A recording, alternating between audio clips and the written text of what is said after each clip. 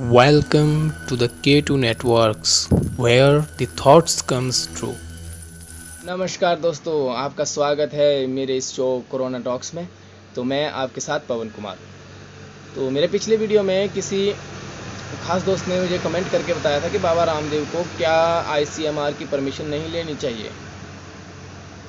तो मेरा जवाब है उन दोस्त के लिए कि मुझे नहीं लगता कि आयुर्वेदिक प्रोडक्ट्स के लिए हमें किसी भी ICMR या फिर इन संस्थाओं जैसे एलोपैथिक मेडिसिन की जो भी संस्थाएं हैं उनसे हमें परमिशन लेनी चाहिए।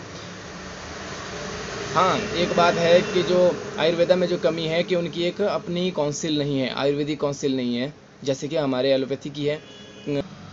हालांकि हम सब लोग जानते हैं कि जो आयुर्वेदा है उसके अंदर बहुत सी ऐसी जड़ी बूटियाँ हैं जिनके अंदर बहुत ही ज़्यादा जो है पोटेंशियलिटी है, जैसा कि आप लोग जानते ही हैं।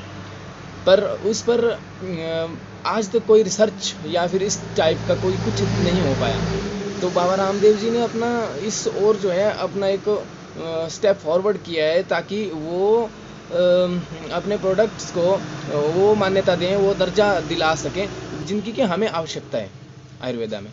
तो हमें उनका साथ देना चाहिए। हाँ, दूसरी बात यह है कि बाबा रामदेव जी ने जो है डायरेक्टली जो है ये अनाउंस कर दिया कि जी हम अगले सोमवार तक जो है ये सारे स्टोरों पे उपलब्ध होगी, ये सभी लोग वहाँ से खरीद सकते हैं। या फिर ये तो पहली प्राथमिकता गवर्नमेंट को ये देनी चाहिए कि पहले उन लोगों पर, अगर रामदेव जी कह रहे हैं कि उन्होंने एक क्लिनिकल ट्रायल किया और वो 100% सक्सेस रहा, तो उसके बावजूद जो है गवर्नमेंट को ये करना चाहिए कि जिन एरियाज़ में जो सबसे ज़्यादा जो है संक्रमित केस हैं और जो प्रेजेंटली हैं, तो उनको जो है वो दवाई दे दी जाए। और वो दवाई देने के बाद अगर वहाँ से सेटिस्फाइड रिजल्ट आता है तो वो पूरे देश में उसको दे दें, कोई आपत्ति नहीं है उसमें, ज़्यादा बड़ा बर्डन नहीं पड़ जाएगा।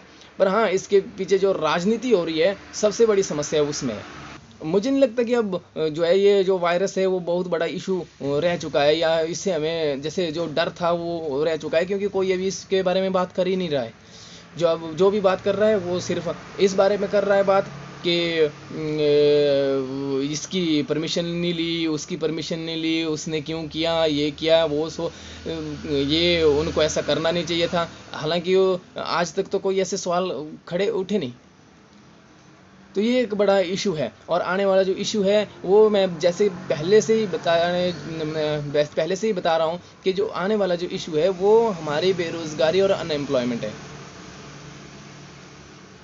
वो इतना ज़्यादा बढ़ने वाला है कि इसका इम्पैक्ट आप अभी के कुछ दिनों पहले के जो न्यूज़पेपर्स में छपी न्यूज़ों से लगा सकते हैं आइडिया। हमारे अगर हिमाचल की बात करें तो ऑलमोस्ट 60% जो सुसाइड केसेस हैं वो या तो अनएम्प्लॉयमेंट है, या जॉब का खो जाना है, या फिर जो है डिप्रेशन है, या फिर बिजनेस लॉसेज हैं। तो ये हमारा इशू होना चाहिए, हमारी जो गवर्नमेंट है उनका भी ये इशू होना चाहिए। इस पर जो है वो काम करें, इस पर जो है लोगों को प्रोत्साहित करें कि कैसे जो है अब इस सिचुएशन से बाहर आना है। जैसे ये जो महामारी चली हुई है, इस महामारी के बीच में जो है हमें किस प्रकार से जो है इसमें उभरना है। तो इसके लिए जो है गवर्नमेंट को एक पॉलिसी और एक स्ट्रेटजी बनानी चाहिए। हमारी ये रिक्वेस्ट है। जैसे कि मैं एक एलोपैथिक फार्मासिस्ट हूँ, तो मुझे नहीं लगता कि हमें आयुर्वेदा या ये करके उनके साथ लड़ने की ज़रूरत है। हाँ, ये ज़रूर है कि हम अलग अलग जो है काम नहीं कर सकते, हम एकजुट होके जो है इस पर काम कर सकते हैं, एलोपैथी को या चाहे आयुर्वेदिक और एलोपैथी दोनों को जो है एक संयुक्त प्रयास के साथ जो है इस महामारी से जो है लड़ना है। ये मेरा एक प्रॉपर मैसेज रहेगा आज के इस वीडियो में। तो नमस्कार, bye bye, have a nice day.